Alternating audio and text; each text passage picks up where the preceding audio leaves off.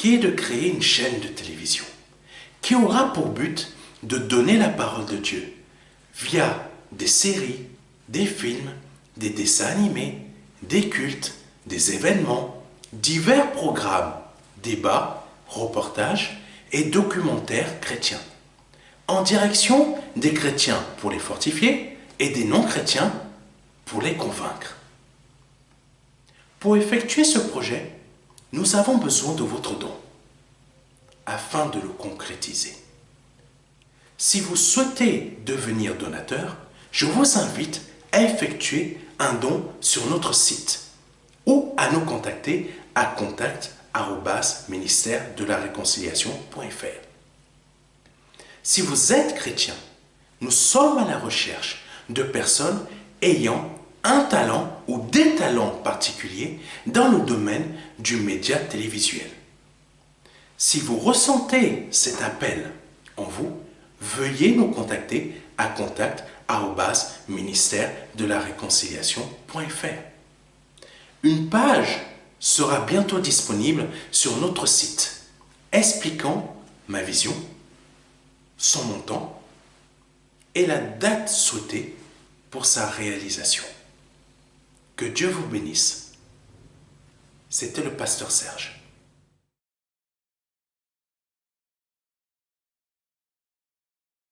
Alléluia, alléluia. Je suis heureux de vous retrouver pour ce dimanche 3 septembre.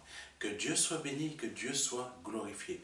J'espère que vous avez produit du fruit durant cette semaine et que le message que vous avez écouté la semaine dernière et les fois d'avant vous ont aidé à aller beaucoup plus loin dans votre foi. Parce que c'est très important. C'est l'Esprit Saint qui vous enseigne au travers de moi. Ce n'est pas moi de moi-même que je vous dis les choses, mais c'est l'Esprit Saint qui vous fait part de cet enseignement et de ce témoignage afin que vous puissiez progresser. C'est ainsi que les miracles et les prodiges arrivent dans votre vie. Si vous laissez l'Esprit Saint vous toucher, l'Esprit Saint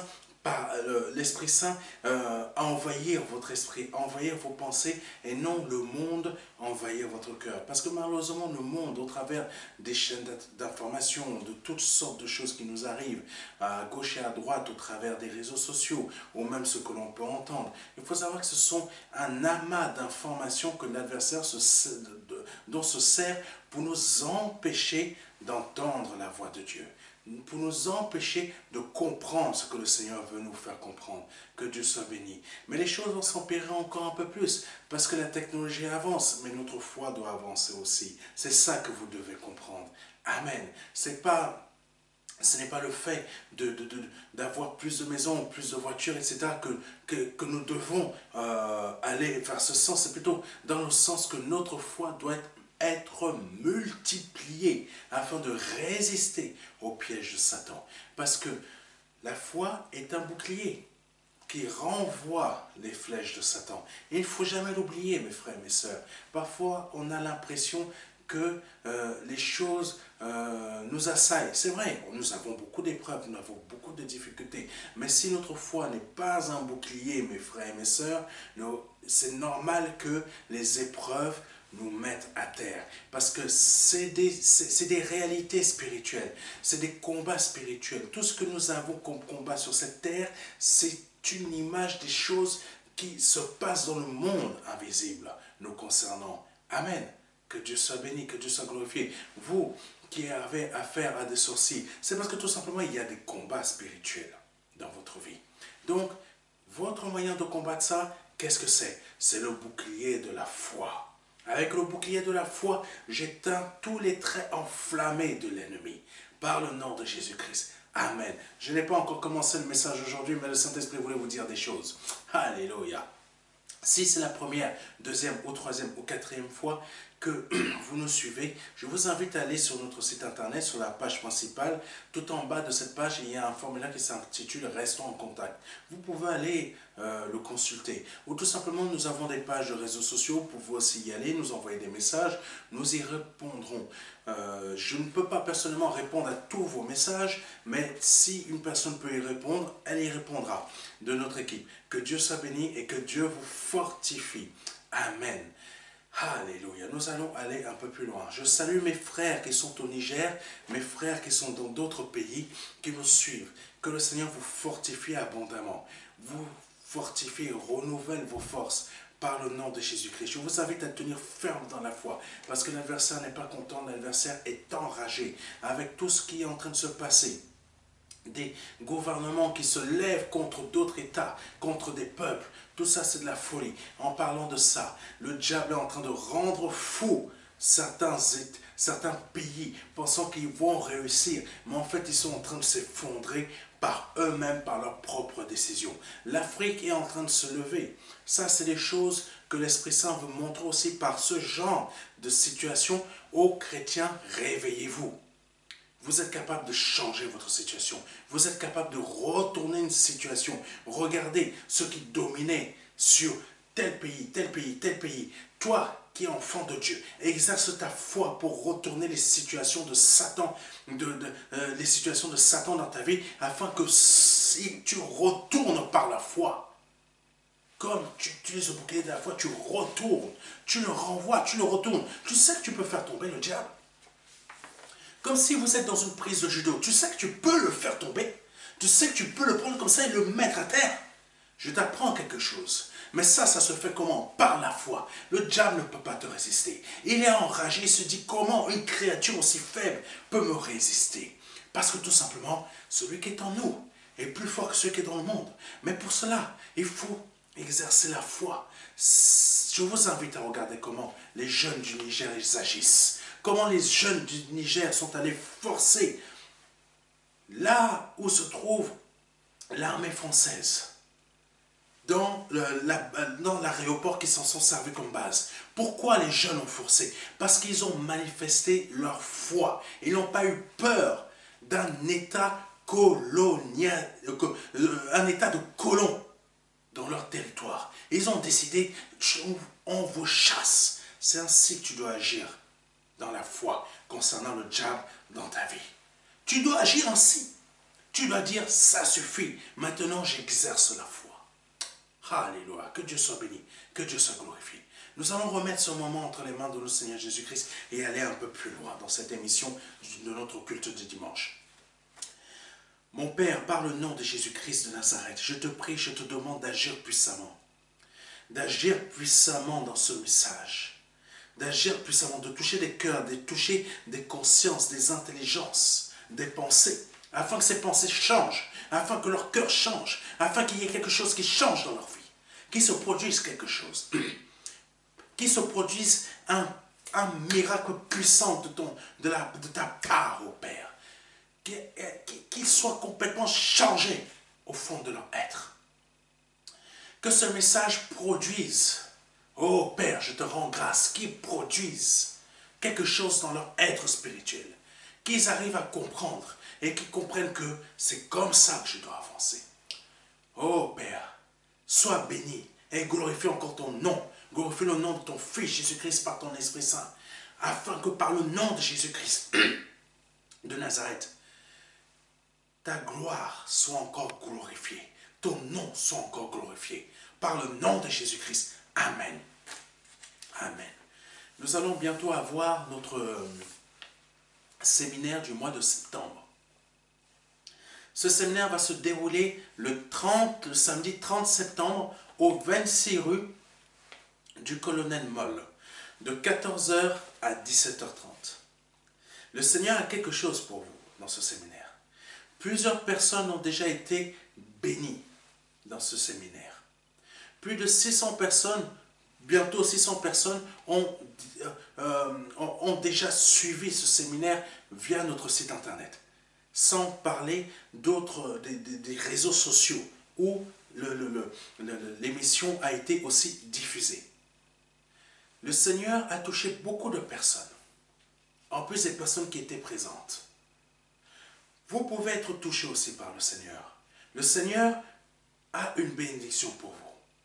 Donc, nous vous attendons, si vous avez la possibilité de vous déplacer, de venir jusqu'au 26 rue du Colonel Moll, au Bourget, dans l'église partenaire de nos C1, une église partenaire qui nous prête leur assemblée, donc plutôt leur salle, afin de pouvoir exercer ce séminaire. Donc nous vous y attendons, nous vous y invitons. Amen. Ne venez pas seul, venez avec un membre de votre famille. Que Dieu soit béni. Nous vous donnerons plus d'informations sur ce séminaire prochainement.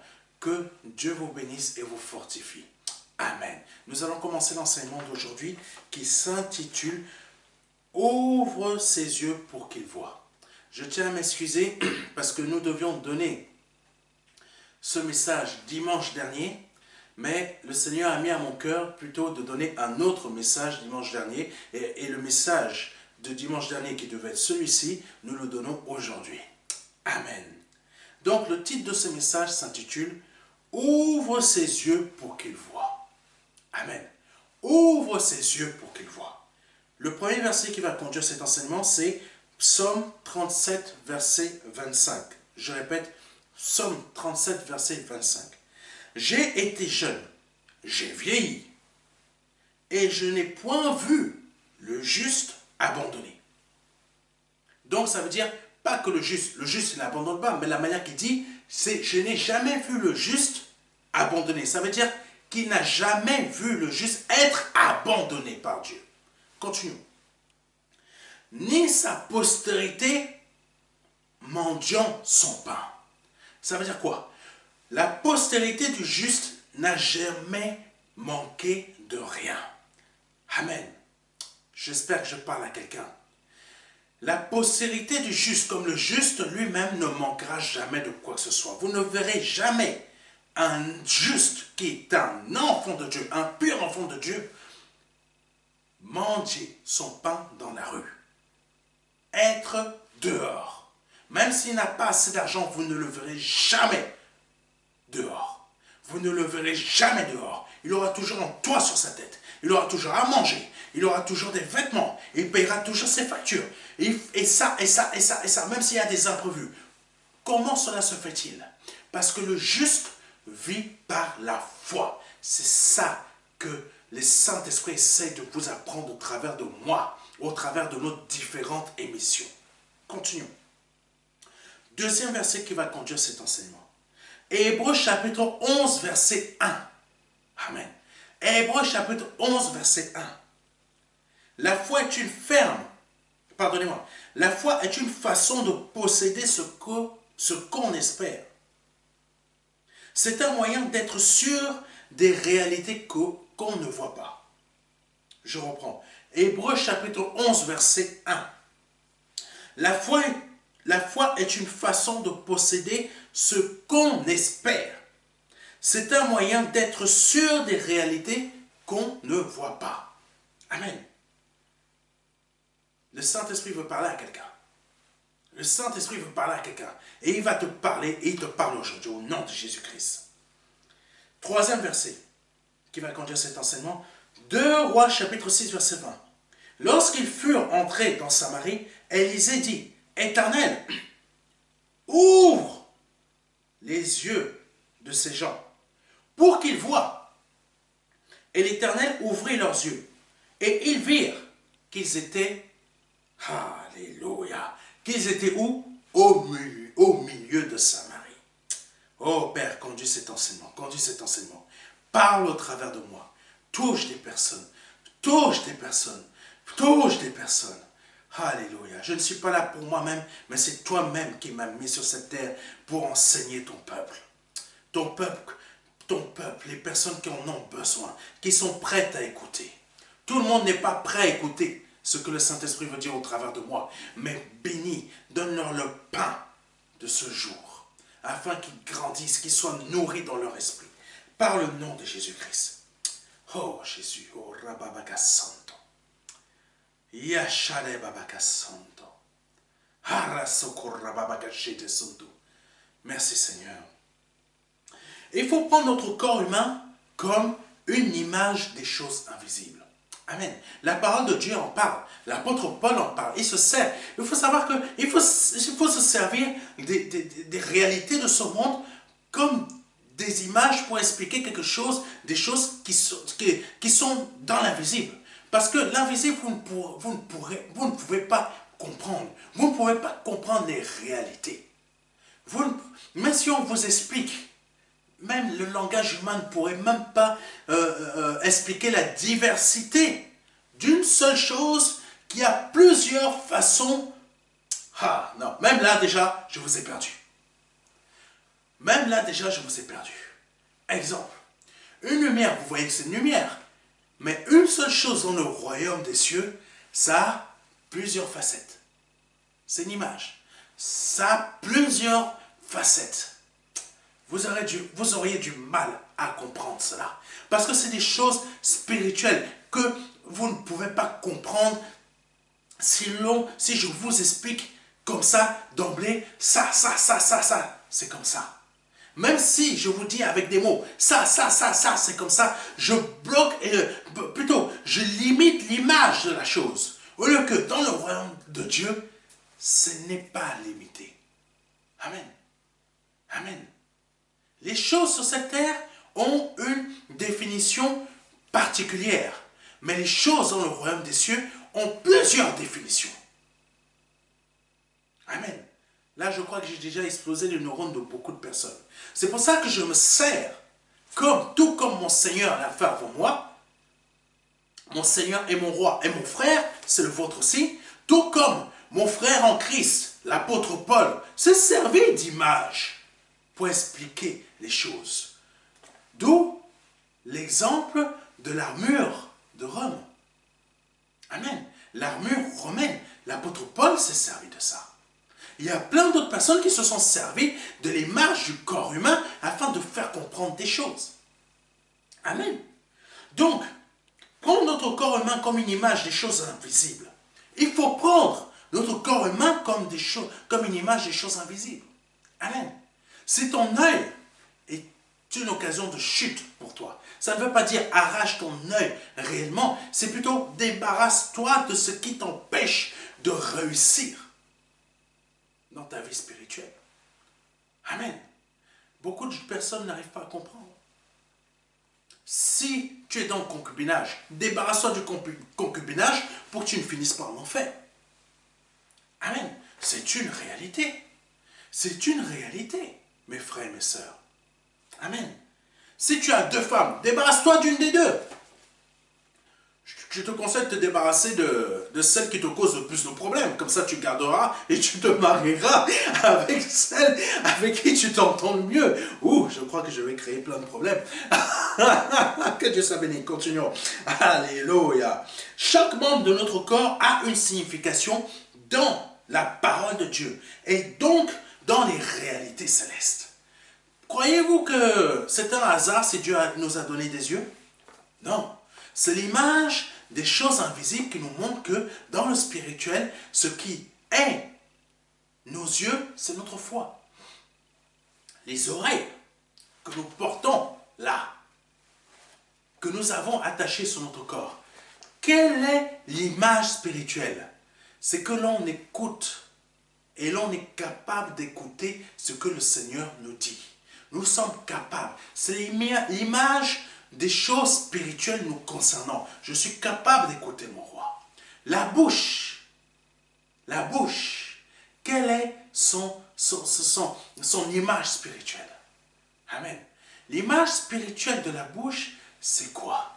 C'est je crée, je construis, je détruis, je bénis, je glorifie. La bouche, c'est une puissance. Et c'est avec cette bouche que l'on parle pour créer les choses. J'espère que quelqu'un m'a compris. Les pieds de l'évangile, qu'est-ce que c'est? C'est tout simplement ta capacité à marcher dans la volonté de Dieu. Tes pieds que tu as là. Je ne veux pas tout décrire, mais tes pieds là, ça te donne quoi comme image? Ça te donne l'image que tu es capable de marcher dans la volonté de Dieu. Donc si tu as des jambes, ça veut dire que tu es capable de marcher dans la volonté de Dieu. Amen. Amen. Et les mains. Les mains. Alléluia. Les mains. Quelle image ça nous donne dans le monde invisible? Amen. Quelle image? Les choix. Tu as le choix d'ouvrir cette porte, comme tu as le choix de bloquer quelqu'un d'autre pour qu'il n'entre pas. choix. Amen. J'espère que quelqu'un m'a compris. Ça ne veut pas dire que va bloquer quelqu'un pour empêcher qu'il arrive à sa bénédiction. Je te donne des images. Je te donne des explications. Ton corps est une image totale des choses invisibles. Mais continuons. On n'a pas le temps de venir en totalité là-dedans. Alléluia. Quand nos yeux sont fermés, nous ne voyons rien du tout. C'est exactement la même chose pour notre être spirituel quand nous n'avons pas la foi. Amen. La foi n'est pas une façon de vivre. La foi n'est pas une puissance, comme certains peuvent le penser. La foi, c'est pas parce qu'on imagine parfois, comme Moïse, il a utilisé la foi pour montrer sa puissance. Mais non, la foi n'est pas une puissance.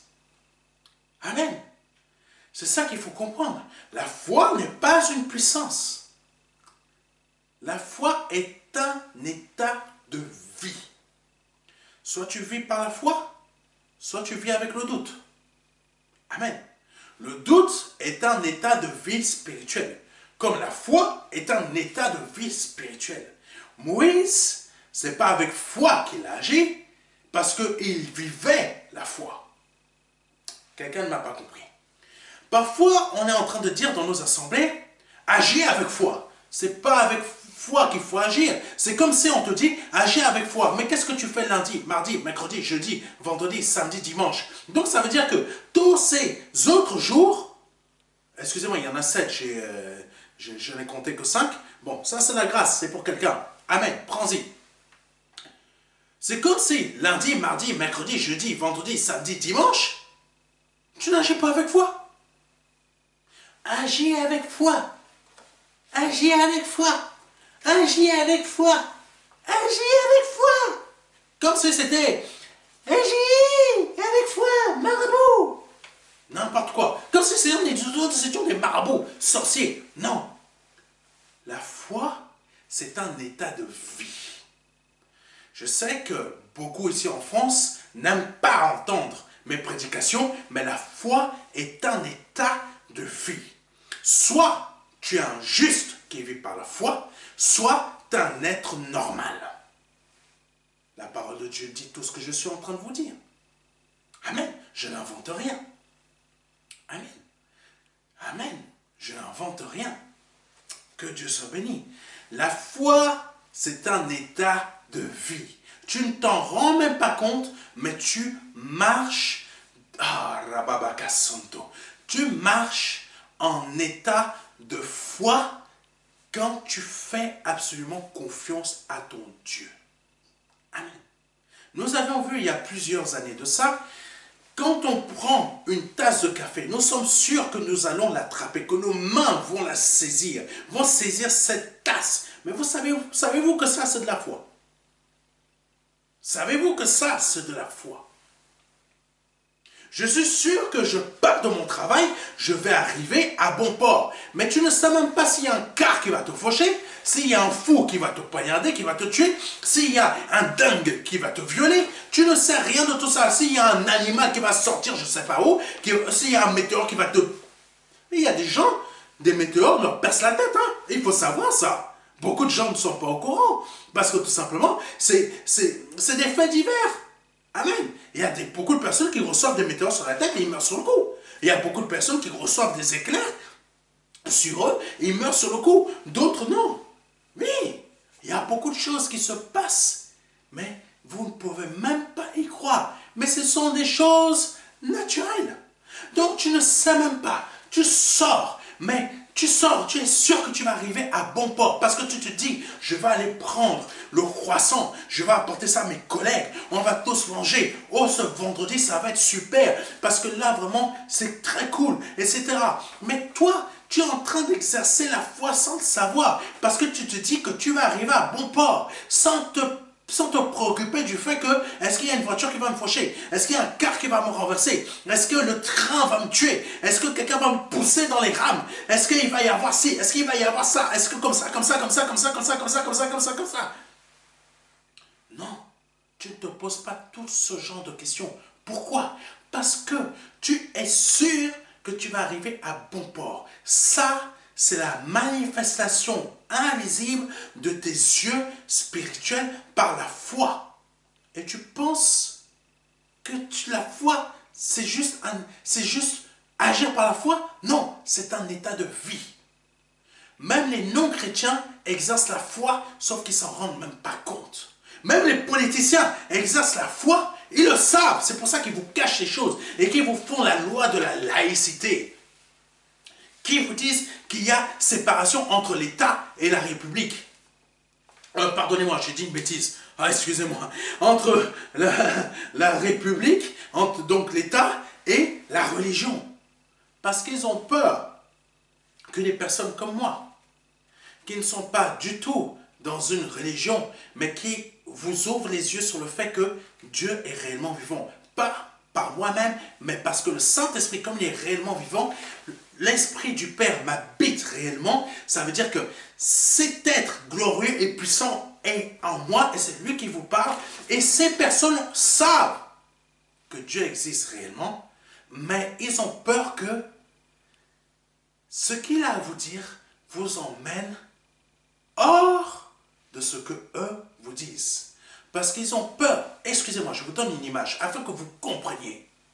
Vous compreniez ce que je suis en train de vous dire. Vous ouvrir les yeux spirituels. Je vous dis les choses comme le Saint-Esprit me met à l'esprit. Pourquoi Jésus-Christ faisait peur aux pharisiens, aux sadducéens? C'était des partis religieux, mais c'était des autorités politiques. Il faut le savoir. Les pharisiens, sadducéens et toute la clique, c'était, oui, des forces religieuses, mais c'était des autorités politiques. C'était des autorités politiques. Et Rome craignait aussi Jésus. Parce que l'armée romaine, comme les autorités politiques, comme nos gouverneurs, etc., craignait Christ. Pourquoi? Parce que Christ, quand il parlait, il avait une autorité politique aussi. Oh, beaucoup l'ignorent. Pourquoi le Sanhédrin craignait Christ? Parce que Christ, quand Dieu parle, vous pensez que le fait que quand un pasteur parle, et quand un homme politique parle, c'est quoi? Qu'est-ce qu'un homme politique fait? Un homme politique est un pasteur, mais du côté de l'adversaire. Vous n'avez toujours pas compris. Un pasteur, un homme de Dieu, c'est un homme politique, mais un ambassadeur du royaume des cieux qui fait aussi de la politique, mais la politique de Dieu. Vous croyez qu'il y a une différence entre moi et les hommes politiques? Non, c'est la même chose. Ils essaient de vous convaincre sur des pensées et des choses qui sont fausses. Et si vous n'écoutez pas, ils utilisent le bâton. Qu'est-ce qu'un homme de Dieu comme moi fait? Je parle, non? Tout comme eux. Le Saint-Esprit me fait parler. Pourquoi? Pour changer votre cœur, afin que ces pasteurs de Satan ne puissent pas vous atteindre. Oui, les hommes politiques sont des pasteurs de Satan. Comprenez ce que je suis en train de vous dire. C'est ça, vous ouvrez les yeux. Ouvre les yeux sur ta vie. Ouvre les yeux pour comprendre. Un homme de Dieu a une autorité politique, mais une autorité politique divine. C'est pour ça que les gens craignaient Jésus. C'est pour ça que le Sanhédrin craignait Jésus. Parce que Jésus, quand il était sur cette terre, il n'a pas apporté une religion, mais il a apporté un changement de pensée. C'est ce que font les politiciens. Les politiciens amènent des changements de pensée. C'est-à-dire, on va emmener le peuple à penser comme ça. Mais Dieu, il envoie son pasteur. Il envoie ses hommes de Dieu pour vous envoyer à penser comme ça. Amen. Donc pourquoi les hommes politiques craignent des pasteurs comme moi? Parce que tout simplement, Christ qui est en nous, par son Esprit Saint, a une autorité politique plus importante que eux. On est capable de changer votre pensée, capable de changer tout un pays, capable de changer tout un mouvement. Martin Luther King. Pourquoi les politiciens le craignaient? C'était un homme de Dieu. Il faisait ce que Dieu le voulait. Il n'était pas dans la politique. Moi, je ne suis pas dans la politique. Mais pourquoi ils craignaient Martin Luther King? Tout simplement parce que Martin Luther King avait une portée spirituelle, un message qui dépassait le niveau du message politicien. C'est la même chose qui fait que les hommes politiques me craignent. Parce que les messages que Dieu, pas moi, mais qui craignent l'Esprit de Dieu en moi, parce que l'Esprit de Dieu a un message plus important que le leur. Eux, ils ne peuvent pas vous apporter la vie. Les politiciens ne peuvent pas vous apporter la vie, mais ils vous apportent la mort. Par leurs paroles, restez chez vous, restez enfermés. Il y a une pandémie, elle va vous tuer, bien qu'il y ait des personnes qui sont mortes. Mais si on ne fait pas face à ces pandémies, parce que Dieu a bien créé notre... Dieu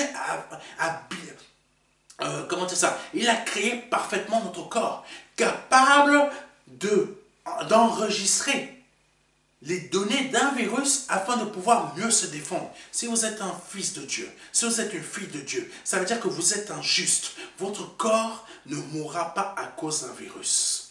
Votre corps mourra parce que Dieu l'a décidé. Mais un virus ne sera pas capable de vous tuer. Parce que Dieu a rendu ce corps capable d'apprendre ce que ce virus a comme données pour pouvoir atteindre votre corps. Donc votre corps l'analyse, il se défend et l'éjecte.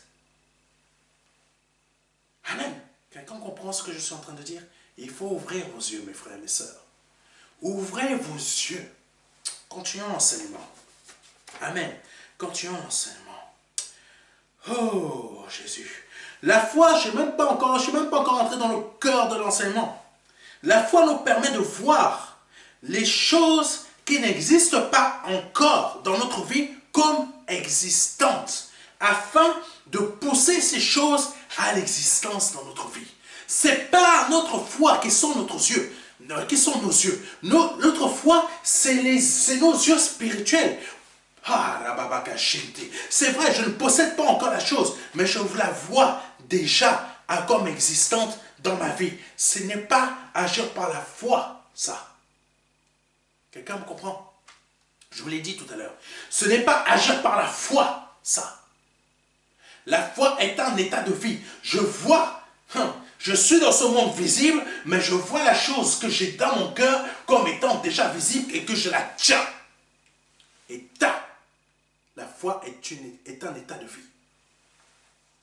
Ce n'est pas agir par la foi. C'est un état de vie, mes frères et mes sœurs. La foi, c'est un état de vie. Alléluia. Ne vous laissez plus tromper. Pardonnez-moi.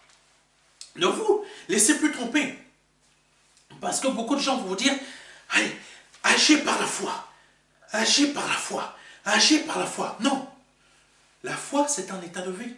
Croire, c'est un état de vie. Croire, c'est la foi. Avoir confiance en Dieu, c'est un état de vie. Tu as confiance dans tes hommes politiques. Qui sont les pasteurs de Satan? Pourquoi tu n'as pas confiance en moi? Qui est un pasteur de Dieu?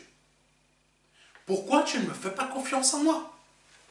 Pourquoi tu leur fais confiance à eux, qui sont en train de te piéger depuis des années? Oh, on ne va pas augmenter, ne vous inquiétez pas. On a tout dépensé. Tout dépensé pour que les sociétés soient créées, pour que les sociétés puissent vivre, pour qu'il n'y en a pas qui sont... Bon, il y en a qui ont bien fermé, depuis, même des grandes sociétés ont fermé, donc leurs paroles, voilà. Tandis que les paroles de Dieu qui donnent au travers de moi, et au travers de ces autres hommes de Dieu, qui sont mes frères et sœurs en Christ, ça vient du Saint-Esprit. Je ne suis pas le seul véritable homme de Dieu sur cette terre, et il y en a plusieurs, d'autres. Amen. Pardonnez-moi. Amen. Mais les vrais hommes de Dieu sont véritablement un en Christ. Continuons. Donc, ils vous disent des choses. Dépensons sans compter. On n'augmentera jamais les impôts. C'est vos pasteurs, non? Vous y avez cru. Ah, Dieu soit loué. Merci Seigneur. On va passer l'étape du Covid et ils ne vont pas augmenter les impôts. Tu as cru à tes pasteurs, non? Je te dis que c'est les pasteurs du diable. Et qu'est-ce que fait le pasteur du diable? Il ment. Comme il respire. Tout comme son père. Ah non, je n'ai pas détourné d'argent. Ah non, je n'ai pas détourné d'argent. Mais qu'est-ce qu'il fait? Menteur. Pourquoi ce sont des menteurs? Pourquoi ce sont des faux pasteurs? Parce que tout simplement, ce sont des personnes qui sont comme leur père. Tandis que quand Dieu vous envoie une véritable lumière sur cette terre, vous ne l'écoutez pas. Continuons. Ces lumières dont je suis, que mon Père a envoyé sur cette terre, c'est pour vous aider à voir. Vous me voyez simplement, vous voyez simplement un corps humain. Mais si vous étiez capable de voir dans le spirituel, vous ne verriez pas un corps humain, mais plutôt Christ lui-même, qui est la lumière de ce monde. Continuons.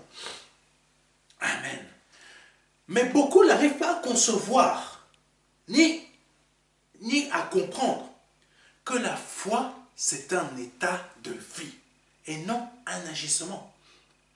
Pourquoi il était plus facile, quand on lit la parole de Dieu, de voir Moïse, David, Samson, tous ces grands hommes de Dieu faire des choses incroyables?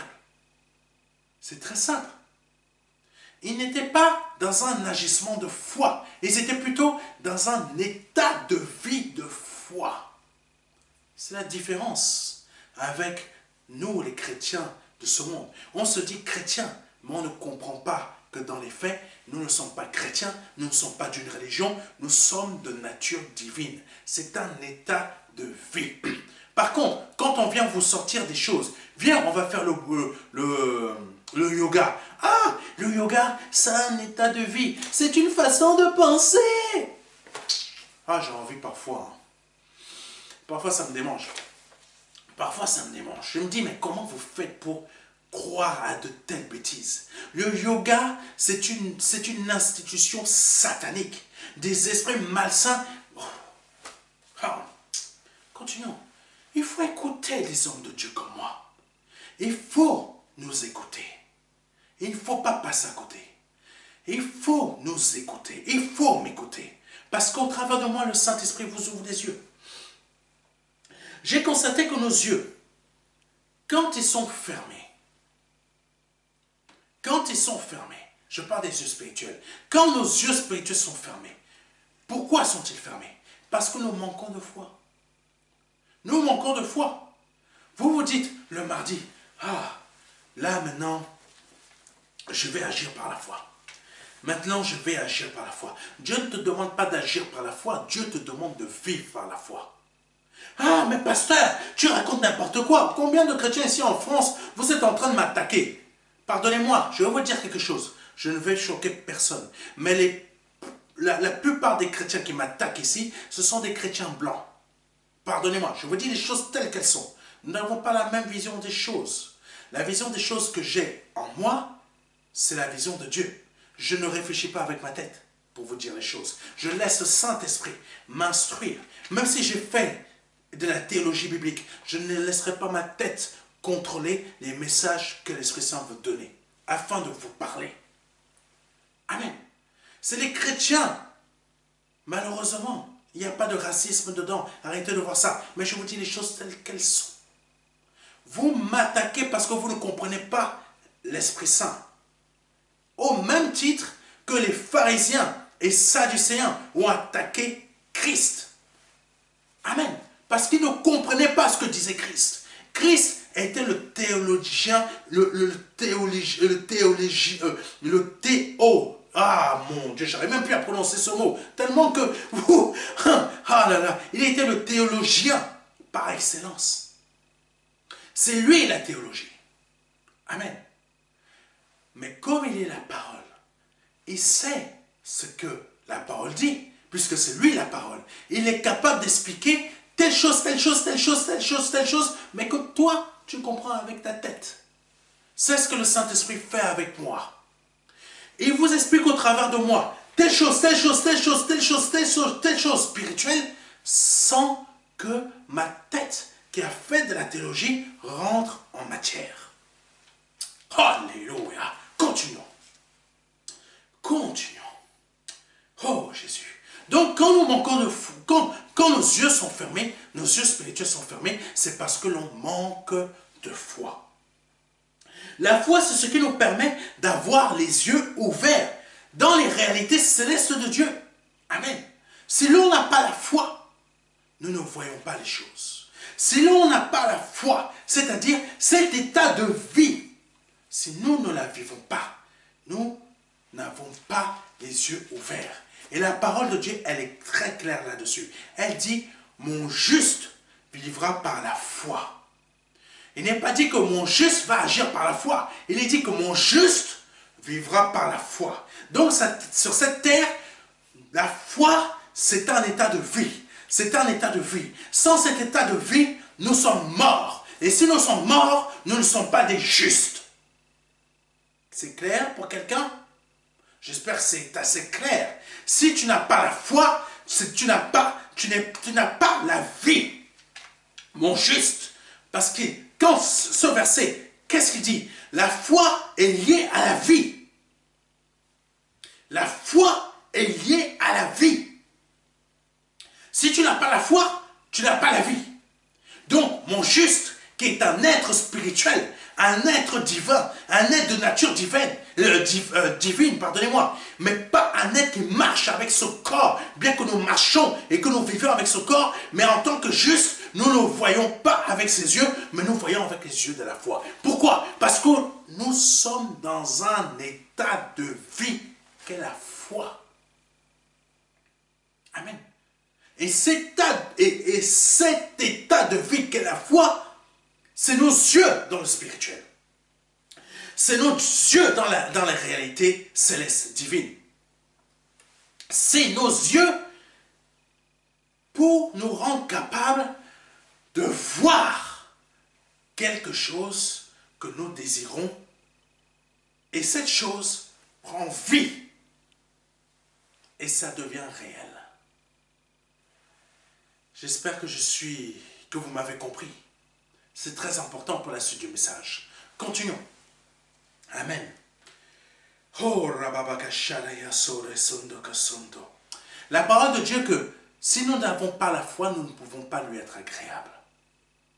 La foi, c'est un état de vie. Si on n'a pas cet état de vie, nous ne sommes pas agréables à Dieu.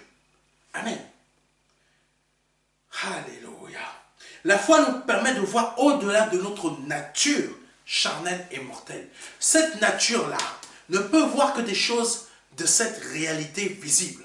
Tandis que la foi nous emmène à voir des choses de notre réalité spirituelle, notre être spirituel. La foi nous emmène à voir ces réalités-là qui prennent leur existence quand on a des désirs dans notre cœur.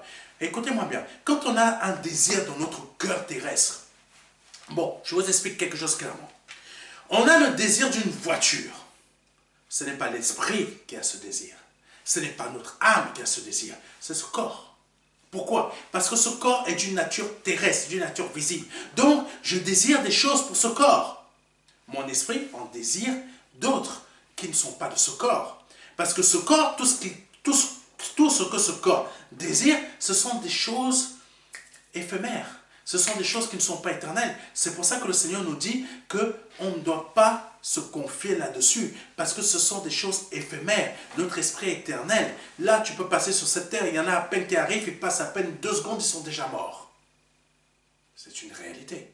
Il y en a d'autres qui vont passer 10 ans, ils sont déjà morts. Il y en a d'autres qui vont passer 90 ans, ils sont déjà morts. Pourquoi je dis ils sont déjà morts? Parce qu'on pense que 90 ans, c'est long. 90 ans devant l'éternité, ça ne vaut rien. C'est pour ça que je vous montre comment le Seigneur pense. 90 ans de la vie d'un homme, c'est rien. Dieu, il n'y a pas de temps. Il n'y a pas de A, il n'y a pas de B, il n'y a pas de Z. Il n'y a aucun temps.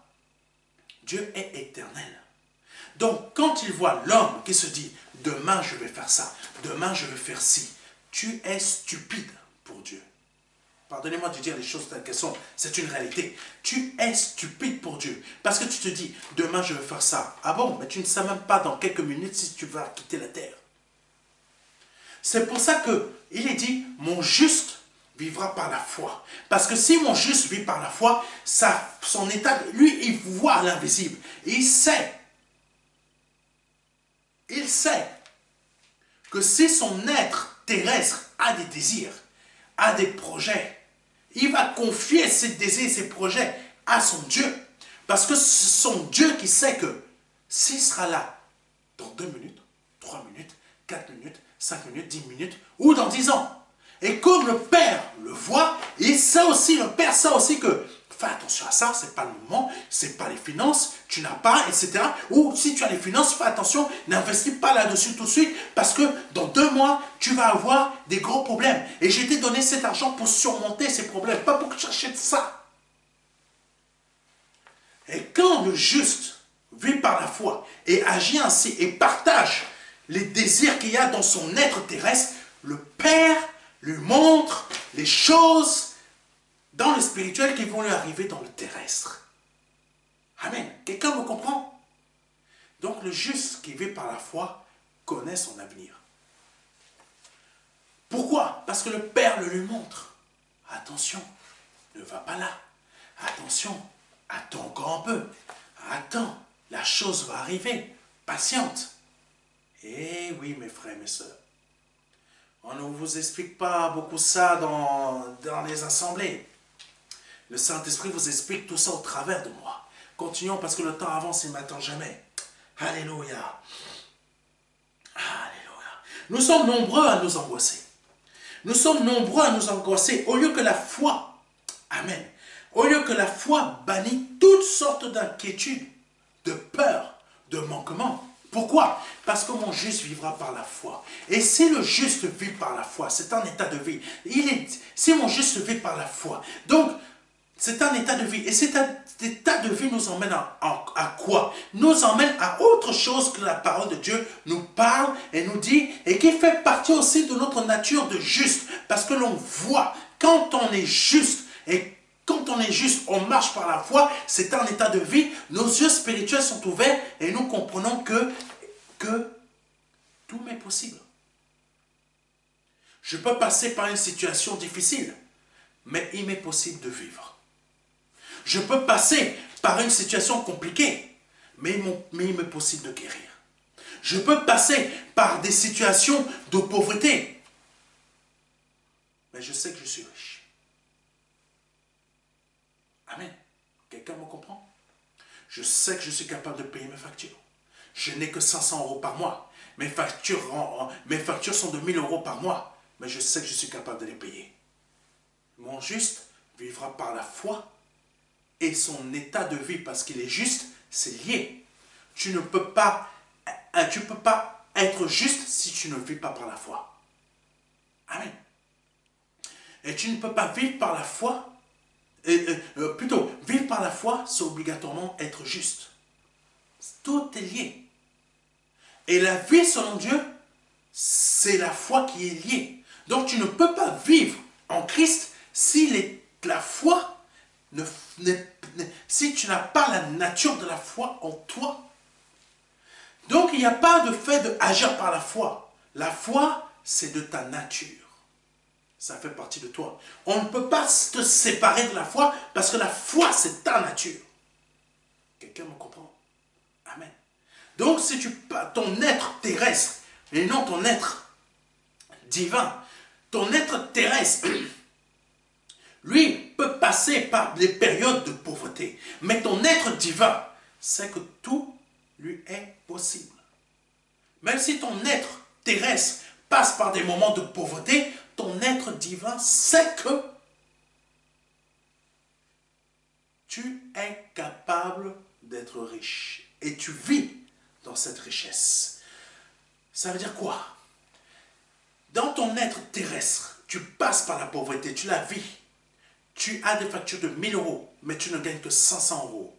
Mais parce que tu es un juste qui vit par la foi, il se produit des miracles financiers dans ta vie. Pourquoi? Parce que tu es un juste. Tu as compris que, oui, je gagne 500 € par mois. Mais tu n'es pas là en train de te dire, là c'est 1000 €, mais comment je vais faire? Je n'ai que 500 €. Père, tu m'as dit que... Non. Le juste ne dit pas, Père, tu m'as dit que... Non. Le juste vit comment? Exactement comme notre Seigneur Jésus-Christ. C'est ça que l'Esprit Saint me marre, mon esprit, pour vous le dire. Le Seigneur n'avait pas assez de poissons Parce que ses disciples n'avaient pas assez de poissons et de pain dans les paniers pour nourrir 5000 hommes. Mais qu'est-ce qu'a fait le Seigneur? Le Seigneur nous a montré exactement comment le juste vit par la foi. Il ne se laisse pas conduire par la tête, mais il se laisse conduire par quelque chose qui est largement supérieur. Il n'a pas dit, Père, tu m'as envoyé 5000 hommes, mais tu ne m'as rien donné pour les nourrir. Comment je fais? Père, tu m'as donné un ministère, mais tu ne m'as pas donné l'argent pour le réussir. Comment je fais? Non. Le Seigneur, qu'est-ce qu'il a fait? Il a pris les pains qu'il avait. Il a pris les poissons qu'il avait. Père, je te rends grâce. Tenez, allez distribuer. C'est ça le miracle financier. Les 5 pains n'ont jamais tari. Les poissons n'ont jamais tari. Donc, quand tu as un juste qui vit par la foi, ton compte en banque, il y a réellement 500 euros.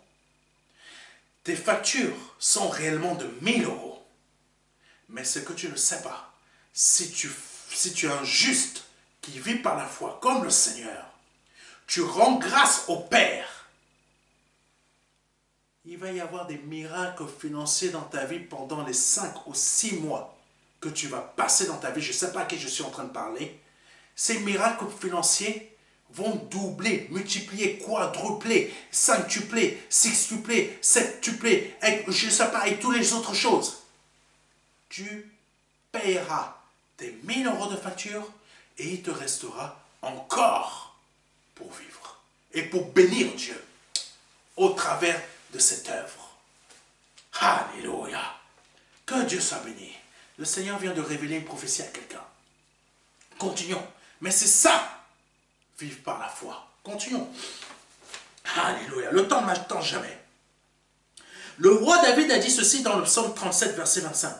J'ai été jeune, j'ai vieilli, et je n'ai point vu le juste abandonné, ni sa postérité mendiant son pain.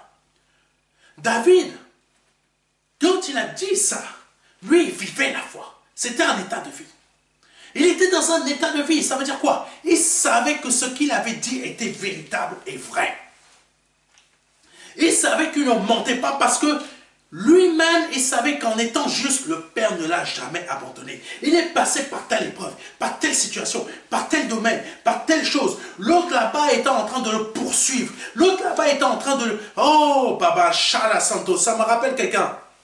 Oh, Baba Santo, ça me rappelle quelqu'un ici, là, qui est à la tête du pouvoir ici en France. Il était en train de le poursuivre. Il est l'image de Saül. Saül était en train de poursuivre David à gauche, à droite. David allait là-bas, Saül venait. Saül n'arrivait même pas à dormir. Saül, il était malade du fait que comment un petit gars comme ça là, peut me résister. Un petit chétif comme ça là, peut me tenir tête. Comment un petit gars là, j'arrive, les gens disent, Saül a tué ses 1000, mais David a tué ses 10 000. Ouh! Ça l'a rendu malade. Je crois qu'il n'en dormait même plus. Il était même possédé par un esprit, il s'en rendait même pas compte. Ça me rappelle quelqu'un. Alléluia. Mais David, qui était juste, n'a jamais été abandonné. N'a jamais mendié. Même quand il était dans une grotte, Dieu venait prendre soin de lui. Alléluia. Ouvre tes yeux. Ouvre tes yeux. Ouvre tes yeux afin de voir. La foi est un état de vie qui va te permettre de voir dans le spirituel afin de comprendre que même si tu passes par des difficultés, tu t'en sortiras parce que tu vois déjà la fin. Ton corps a connu le commencement. Ton corps connaît les difficultés, mais ton être divin connaît déjà la fin. Alléluia. Continuons.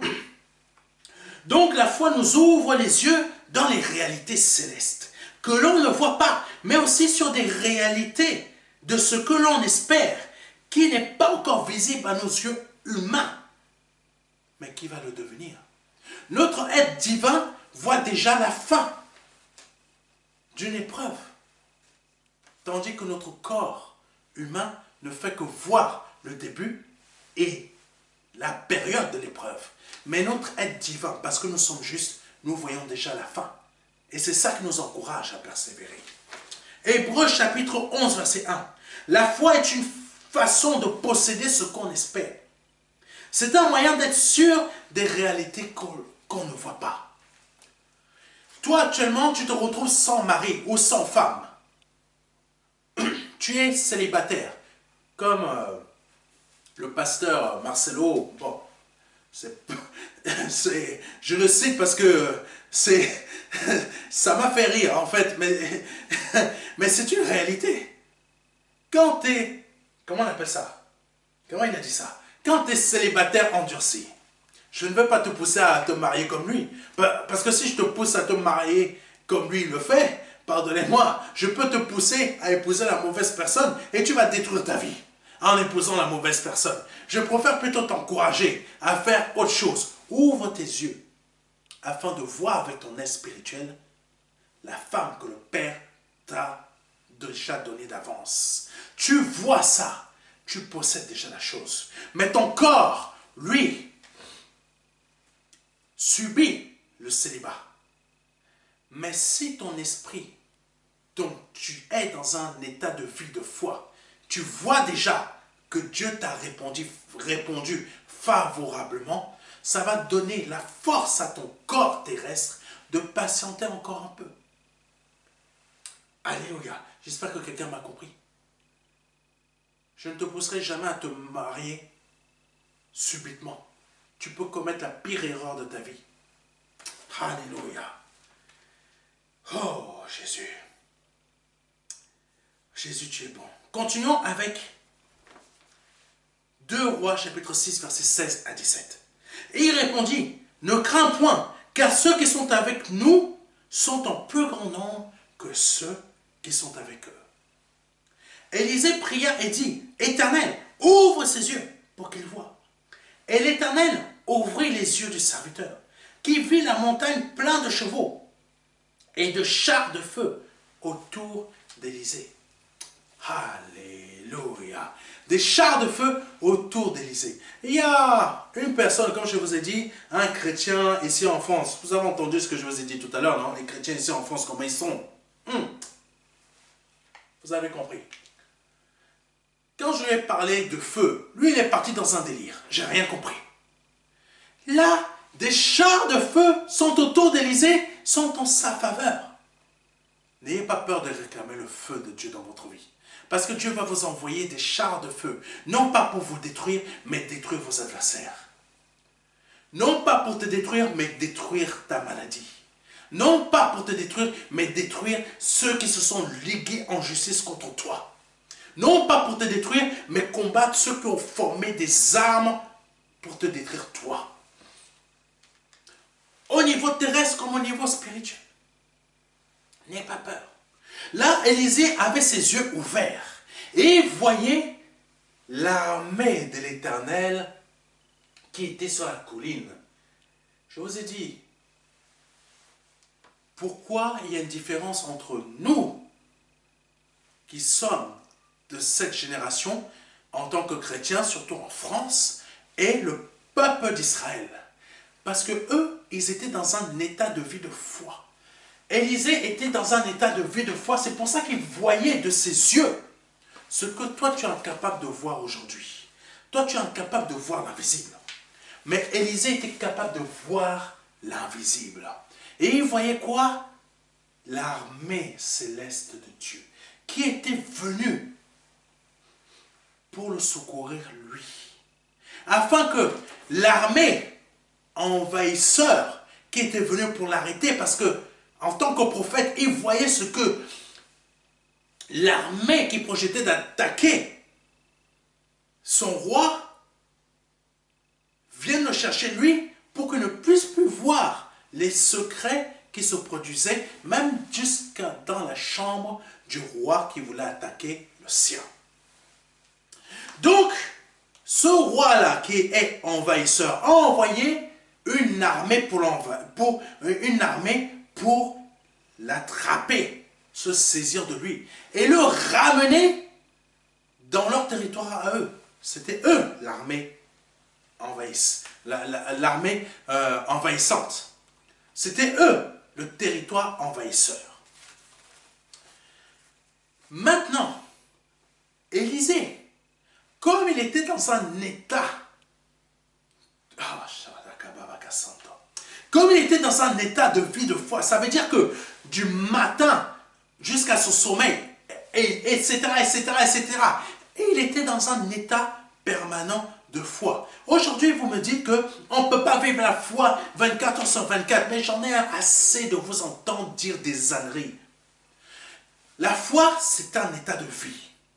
La vie dont le Père parle en disant « Mon juste vivra par la foi », ça veut dire que la vie du juste n'est pas dissociée de la foi. Ça va ensemble.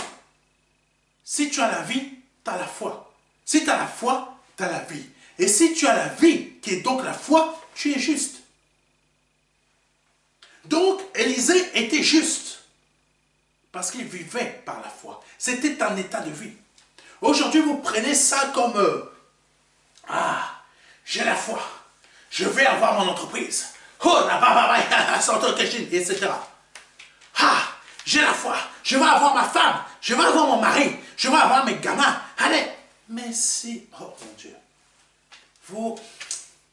Je ne sais pas comment vous dire ça. Vous êtes à côté de la plaque. Vous êtes vraiment à côté de la plaque. Parce que vous ne comprenez pas. Vous ne comprenez pas que la foi est un état de vie. Vous êtes en train de vivre, comment dire ça? Vous êtes en train de vous attacher à des choses visibles et non à des choses invisibles. Et non à des choses célestes. Les choses célestes sont invisibles. Mais vous êtes en train de vous attacher à des choses visibles. C'est pour ça que le Seigneur disait à chaque fois à ses disciples, hommes de peu de foi. Quand nous sommes ainsi, matériel, femme, enfant, matériel, voiture, on va faire une bonne musique avec matériel, voiture, maison, travail, argent, matériel, voiture, je commence même à danser, matériel, voiture, argent, et on va faire une bonne musique congolaise avec ça, on va faire un bon bikoutsi même. Qu'est-ce que ça veut dire? Vous aurez du mal à comprendre ce que je vais vous dire, mais je vais vous le dire quand même. Homme de peu de foi, parce que tu ne vois pas de quoi tu peux être capable en étant un juste qui vit par la foi. Élisée voyait l'armée céleste qui était autour de lui. Non pas pour le détruire, mais pour vaincre l'armée visible qui était venue pour se saisir de lui. J'espère que quelqu'un comprend ce que je veux dire. Toi, tu ne vois que tes problèmes. Mais pourquoi tu ne vois que tes problèmes? Parce que tout simplement, tu n'es pas juste. Tu ne l'es pas encore. Mais pasteur, j'ai donné ma vie à Jésus. Encore des choses que les Français n'aiment pas ici en France. Qu'on leur dise, tu n'es pas juste. J'ai vu une vidéo du pasteur Serge qui dit que je ne suis pas juste. Mais je préfère vous dire, il est marqué dans la parole de Dieu que si tu as ça veut dire que tu es déclaré juste. Mais je veux dire à ces personnes qui sont prêtes à faire ce genre de vidéo. Les Philistins connaissaient très bien la parole, non? Les Sanhédrins connaissaient très bien la parole. Mais est-ce que c'est pour ça qu'ils comprenaient Jésus? Vous n'êtes pas capable de vous comprendre. C'est impossible. Parce que vous êtes dans une compréhension des choses que vous n'êtes pas encore réveillé. Être juste, c'est un état de vie. Élisée était dans une nature divine, mais aussi un état de vie, parce que tout ça va ensemble. Donc il était juste. Il voyait l'armée céleste qui était là pour le défendre. Et il voyait les chars de feu qui était là pour le défendre. Donc, il voyait l'armée visible qui était là. Limite, il pouvait même dormir comme ça.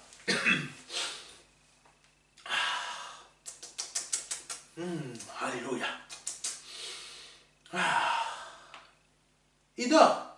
Les autres soldats sont là-bas. Ils sont en train de l'observer. Et ils commencent à avancer pensant qu'on va le vaincre. Mais Élisée savait très bien que c'était lui qui avait gagné. Pourquoi? Parce que dans cette épreuve, il avait déjà vu la fin. Le juste vit par la foi. Et le juste voit déjà la fin d'une épreuve. Il voit déjà le fait qu'il est victorieux. Tandis que le chrétien qui est de nature humaine ne voit que sa défaite. Parce qu'il voit l'armée visible. Tout comme Géasi. Géasi ne voyait que l'armée terrestre. Mais il ne voyait pas l'armée céleste.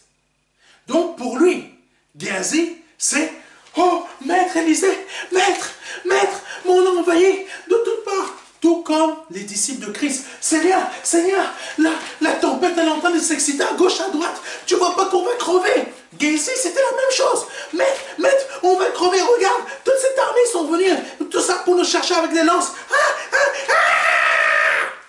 Et Élisée était peinard, serein. Pourquoi? Il voyait ce que Géasi ne voyait pas. Il voyait la fin qui est la victoire. Quand Géasi voyait quoi? La fin qui est sa défaite. Deux façons de voir les choses. Moi, je vois ma victoire, tandis que d'autres qui disent qu'ils sont chrétiens voient leur défaite. Continuons. Alléluia. J'espère que vous comprenez.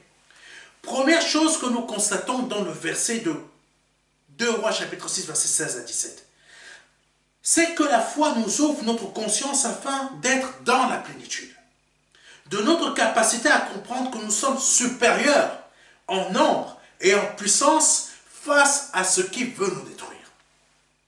Ce n'est pas nos adversaires qui nous encerclent, mais c'est nous qui encerclons nos adversaires. Deuxième chose que le verset nous apprend, quand nous sommes en incapacité de voir l'armée de l'Éternel combattre en notre faveur, exactement comme le serviteur d'Élisée, il faut demander au Père, par le nom de Jésus-Christ, la capacité de voir cette armée céleste qui est là pour nous rendre vainqueurs. Toi qui passes par des problèmes, je te demande, je ne t'invite pas, je te demande à demander au Père Céleste. Non, pasteur, prie pour moi. Non, c'est pas à moi de prier pour toi. Tu pries pour toi. Tu pries le Père Céleste par le nom de Jésus-Christ de te rendre capable de voir l'armée céleste qui est là avec ses chars de feu pour te rendre victorieux ou victorieuse dans tes difficultés ou tes épreuves ou tes incapacités. Ou dans tes difficultés concernant un dossier. Ou etc. je ne sais pas quoi. Mais te rendre capable de vaincre. Amen. C'est ce que je demande aux responsables du Niger aussi. Allez voir le Père Céleste afin qu'il vous donne les yeux, pas les sorciers. Allez voir le Père Céleste. Parce que la France, l'État français, ils ont leurs sorciers. Je vous dis d'aller voir le Père Céleste, de commencer à lui demander, Père, par le nom de Jésus-Christ, rends-nous les yeux spirituels, afin qu'on voit l'armée céleste que tu as placé dans notre pays. Même si nous sommes un pays qui, même si nous avons des défauts, même si nous avons été incompétents devant toi, rends-nous capables de voir ce que tu es en train de faire en notre faveur, afin de voir que tu nous as donné la victoire. Et donne-nous la capacité de changer aussi nos cœurs, afin que ce pays, le Niger, devienne un pays, je crois qu'ils disent quoi le terme exact, émergent. Tu deviens un pays et je prophétise sur le Niger. Tu vas devenir un pays capable d'importer, d'exporter au prix que tu veux. Mais si tu deviens juste et non injuste. Alléluia. Continuons par le nom de Jésus-Christ. Beaucoup d'entre nous ne constatent pas les bénédictions du Seigneur dans leur vie parce qu'ils ne les voient pas. Parce qu'ils ne les voient pas. Nous sommes nombreux à ne pas voir les bénédictions du Père, du Seigneur, par son Esprit Saint, devant nous. Parce qu'on ne les voit pas. On commence à chercher à gauche, à droite. Mais la bénédiction, elle est devant toi. Mais tu t'en rends même pas compte. Élisée s'était rendu compte de sa bénédiction. Parce qu'il la voyait. Pourquoi? Parce qu'il était juste. Parfois, nous sommes là en Christ, mais nous ne sommes même pas encore justes, nous ne vivons pas par la foi. Pourquoi? Parce que nous ne sommes pas dans cet état de vie. Donc nous ne voyons pas la bénédiction qui se trouve devant nous. Beaucoup sont passés à côté de leur mari, de leur femme, de leur épouse, de leur époux, ou d'une bénédiction financière, etc. parce qu'ils ne l'ont pas vue. Beaucoup d'entre vous, vous êtes passés à côté de moi. Vous n'avez même pas vu la bénédiction que je suis pour vous, pas que moi, mais l'Esprit Saint au travers. Pourquoi? Parce que vous ne l'avez pas vu. Beaucoup d'entre vous, vous m'attaquez, mais vous ne voyez pas la bénédiction que je suis pour vous. Parce que c'est Christ qui est cette bénédiction pour vous. Beaucoup d'entre vous, vous passez à côté de vos bénédictions. Pourquoi? Parce que vous êtes dans un état de doute, un état de peine, un état d'angoisse, un état de désespoir, un état où vous vous dites, mais pourquoi je suis abandonné même par Dieu, Dieu ne m'aime plus, il me donne que des miettes, il ne veut même pas de moi, ma vie l'importe peu, et ça, tout un tas de choses que le diable, quand il est là, il fait, il est là comment, il regarde un cinéma, ah là là, vraiment, j'ai même plus besoin de faire d'efforts. Ces chrétiens-là, de cette génération-là, toi, apporte-moi mes affaires-là. Maintenant, là, je suis au chômage technique.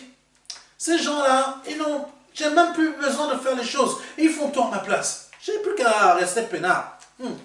Pas de foi. J'ai même plus... Moi, je suis même plus aux 35 heures. Je suis chômage technique. C'est ce que vous faites. Vous mettez Satan au chômage technique. Parce que vous faites mieux que lui. Vous vous remplissez de doute. Ce n'est pas le diable qui met le doute. Amen. Quelqu'un me comprend? Ce n'est pas le diable qui nous met le doute. C'est nous-mêmes. Devenons des justes pour voir dans l'invisible. Pour que nos yeux spirituels soient ouverts. Parce que mon juste vivra par la foi. État de vie. Amen. Continuons. Parce que le temps ne m'attend jamais. Alléluia. Après que la servante de Sarah ait été chassée. Amen. Vous vous souvenez d'Agar? Agar avait été chassée.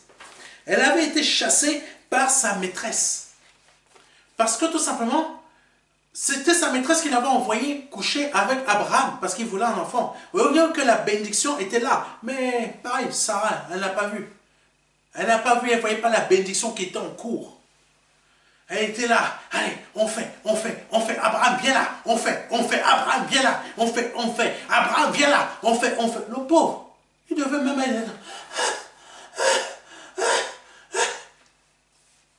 Le pauvre, il devait même être épuisé. Mais Abraham, viens là, Abraham, viens là, Abraham, viens là, Abraham, viens là, Abraham, viens là. C'est le moment, Abraham, c'est le moment, Abraham. Mon Dieu. Quand Dieu t'a donné une promesse, que tu fasses 50 000 fois ou que tu ne la fasses pas 50 000 fois, la chose va se faire. Et la chose s'est produite, non? Le fils de la promesse est né. Mais parce que Sarah n'a pas vu la bénédiction qui était devant elle. Elle est partie voir sa servante. Va coucher avec mon mari. Et quand l'enfant d'Agar est né, Sarah est en colère. Regarde comment elle me méprise. Mais qui a envoyé la servante dans les bras de son mari? C'est elle, non? Donc maintenant, Agar a été chassée avec l'enfant d'Abraham. Oui, ça reste l'enfant d'Abraham. Et cette servante, Agar, était dans un état d'abandon. Il n'y a que du désespoir dans ma vie. Comment je vais faire pour me nourrir? Il n'y a rien. Mon enfant et moi, on va mourir dans ce désert. Dans ce désert, il n'y a rien. Mon frigo est vide. Quand je vais même à la cuisine, j'ouvre mon frigo, j'ai même honte de moi-même. Moi-même, j'ai honte de moi en ouvrant mon frigo, je le vois vide. Combien vous êtes à être comme ça? Mais vous ne voyez pas la bénédiction qui est dans votre vie. Amen. Ce n'est pas avec des yeux humains qu'on va voir notre bénédiction, c'est en étant juste devant Dieu. Et Agar était comme ça. Elle ne voyait pas. Elle s'est arrêtée dans un endroit. Elle ne comprenait pas. Sans le savoir, elle est allée dans le lieu où il y avait la bénédiction en face d'elle. Mais elle ne voyait pas la bénédiction. Wow, c'est surprenant. Elle, sans le savoir, elle allait dans le bon endroit. Mais elle ne voyait pas la bénédiction. Nous sommes nombreux à être comme ça. Nous sommes dans le bon endroit, mais on voit comme le désordre autour de nous. Le désordre, le désordre. Mais dans ce désordre-là, il y a une bénédiction. J'espère que quelqu'un me comprend. Dans ce désordre-là, il y a une bénédiction. C'est prophétique, mes frères et mes sœurs. Mais seul, s'il n'y a que ceux qui ont les yeux ouverts qui vont comprendre. Qu'est-ce qui s'est passé pour que Agar puisse voir ce puits d'eau qui se trouvait devant elle? L'Éternel a dû agir. Et je prie que l'Éternel agisse dans ta vie afin de t'ouvrir les yeux. Que malgré que tu sois dans ta situation, par le nom de Jésus-Christ, tu vois la bénédiction qui se trouve devant toi. Elle ne se trouve pas à gauche, elle ne se trouve pas à droite, elle ne se trouve pas à gauche, elle se trouve devant toi. Agar était assise là, mais ne voyait pas le puits qui était en face d'elle. C'était en face. Oh Jésus. Donc qu'est-ce qu'a fait l'Éternel? Il lui a ouvert les yeux. Genèse chapitre 21, verset 19. Et Dieu lui ouvrit les yeux, et elle vit un puits d'eau. Elle alla remplir d'eau l'autre, et donna à boire à l'enfant. Ah, Jésus. La bénédiction se trouve devant toi, mais tu ne la vois pas. Demande à l'Éternel aujourd'hui, par le nom de Jésus-Christ, ouvre-moi les yeux. Et je demande au Père, par le nom de Jésus-Christ, de t'ouvrir les yeux. Tends ta main devant moi. Père éternel, ouvre-lui les yeux, afin que cette personne qui m'écoute voie la bénédiction, ce puits d'eau qui se trouve devant elle. Par le nom de Jésus-Christ. Le puits était déjà là, mais sa vue était masquée parce qu'elle n'avait plus d'espoir. Il y avait une série que je regardais étant jeune, c'était Le Caméléon. Et il avait toujours une phrase, tant qu'il y a de la vie, il y a de l'espoir.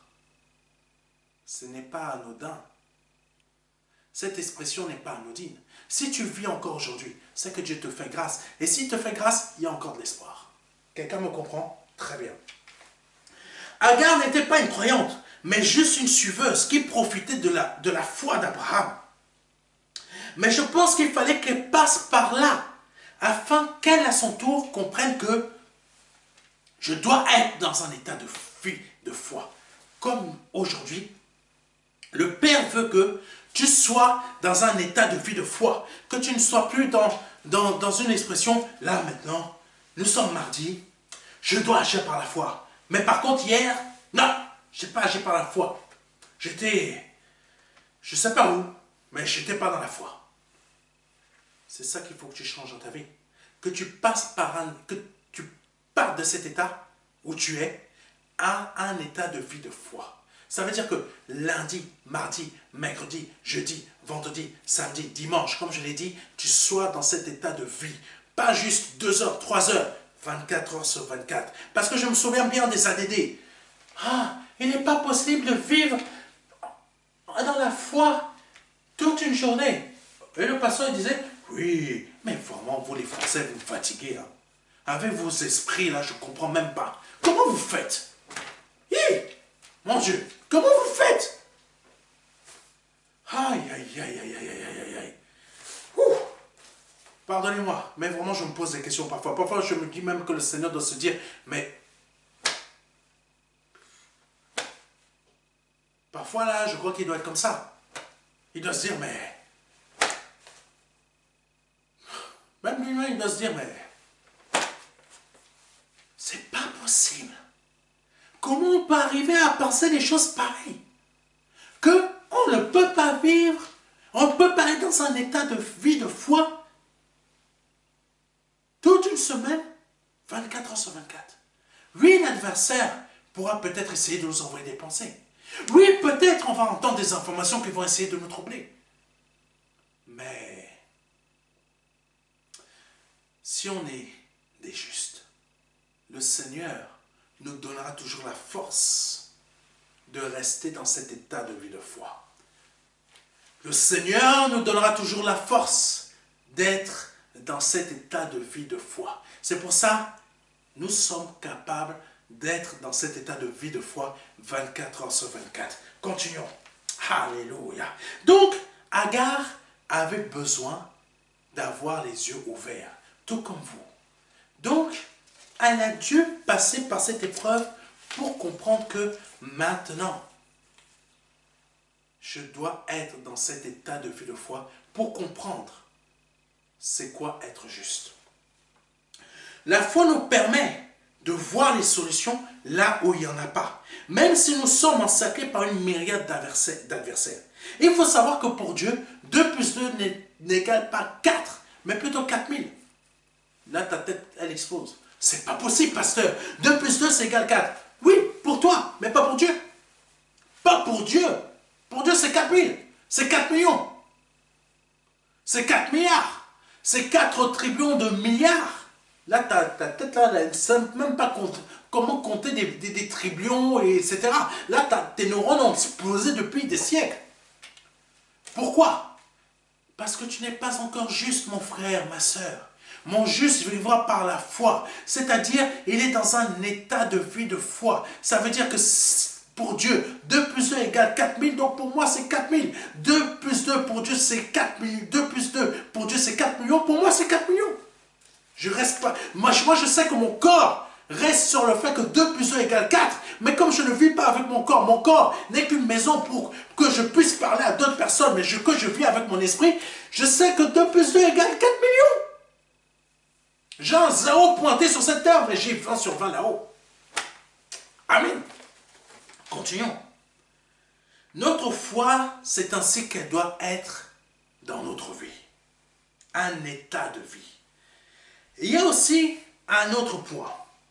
Un dernier point. Alléluia.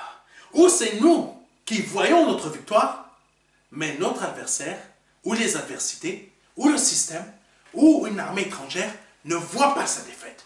Mais nous avons vu la défaite. Nous voyons que cette personne a perdu. C'est pour ça, quand un animal est blessé, il a perdu. Il devient un peu plus dangereux, mais il a perdu. Parce qu'il a perdu. Amen. Alléluia.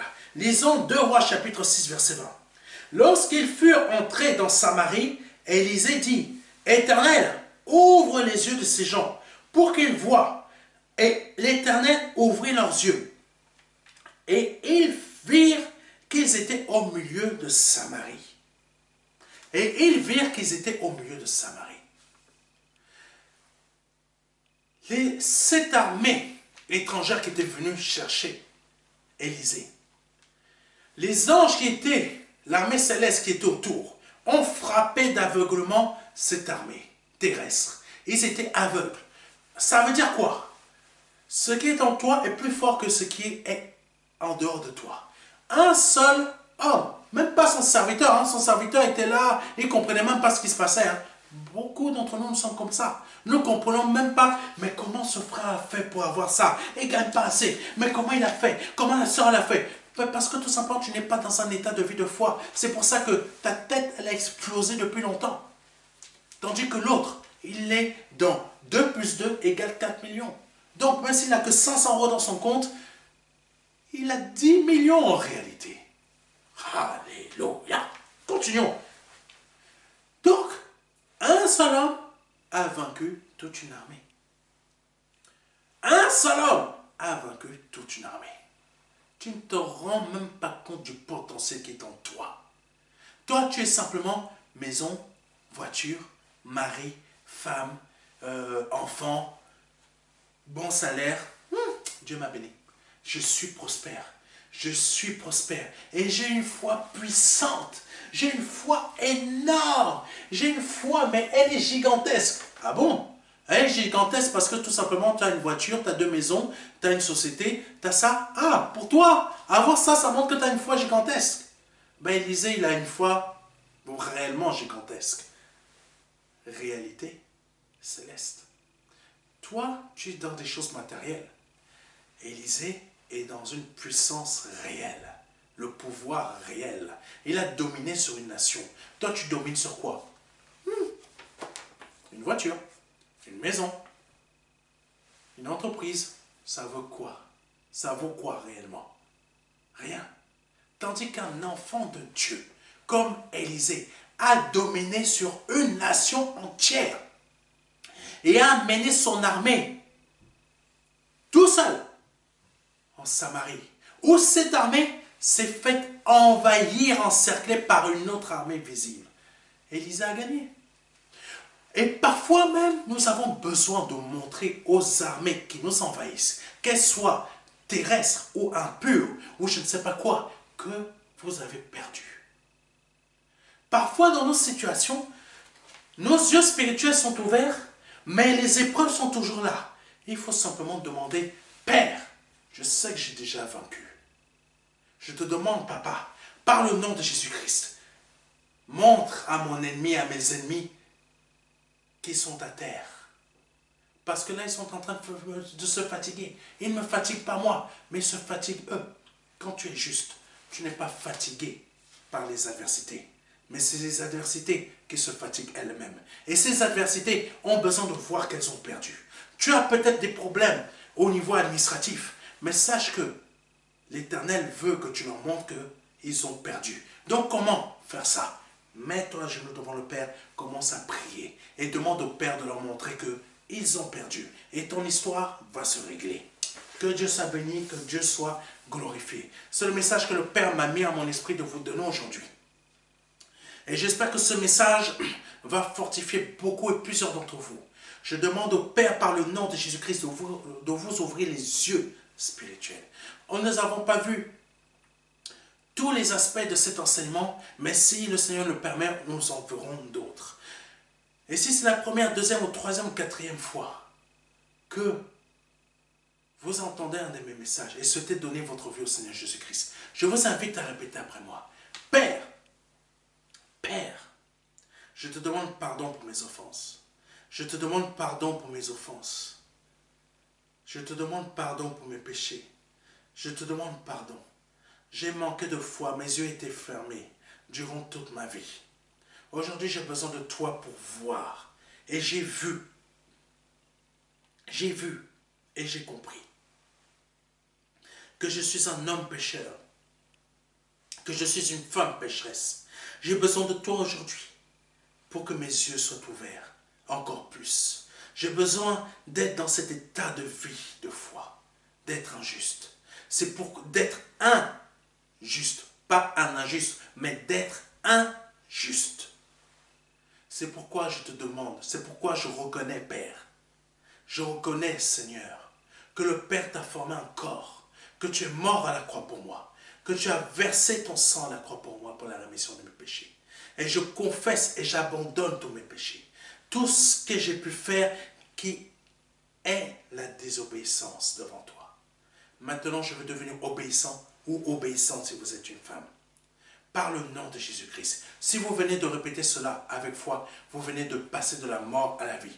Je vous invite à prendre contact avec nous en nous envoyant un mail à contact@ministère-de-la-réconciliation.fr. Je répète, à contact@ministère-de-la-réconciliation.fr afin de nous envoyer un mail nous demandant le livret Les 4 marches qui va vous aider dans votre conversion. Vous le demandez soit en format physique, donc on vous l'envoie par voie postale, soit en format numérique, on vous l'envoie par mail. Mais tout cela gratuitement, vous ne payez rien. Vous ne payez rien. Ayez confiance, le Seigneur vous aime. Alléluia. Que Dieu soit béni et on se revoit dimanche prochain. Amen. C'était le pasteur Serge.